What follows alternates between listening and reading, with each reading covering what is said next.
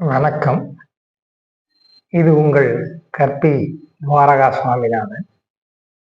இன்னைக்கு நாம எத பார்க்க இருக்கோம் அப்படின்னா, நமக்குள்ளார எப்படி ஒரு வேலையை தேர்ந்தெடுக்கிறது மாணவர் செல்வங்கள், பொதுவாகவே வேலையை எப்படி தேர்ந்தெடுக்கிறது என்கிற ஒரு சின்ன ஒரு கூறுல நம்ம பார்ப்போம்.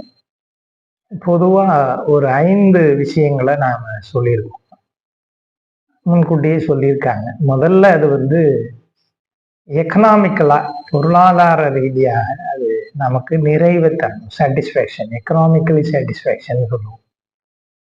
அதுக்கு முன்னாடி மென்டல் சாட்டிஸ்ஃபேக்ஷன் தரணும். ஒரு ஜாப், ஒரு கெரியர், நம்ம எந்த வேலையை எடுத்துக்கிட்டாலும் சரி, எதை பணியாக தேர்வு செய்தாலும் சரி, அது நமக்கு economically satisfaction, mentally satisfaction, monetary benefit and mental benefit அப்படின்னு சொல்லுவோம்.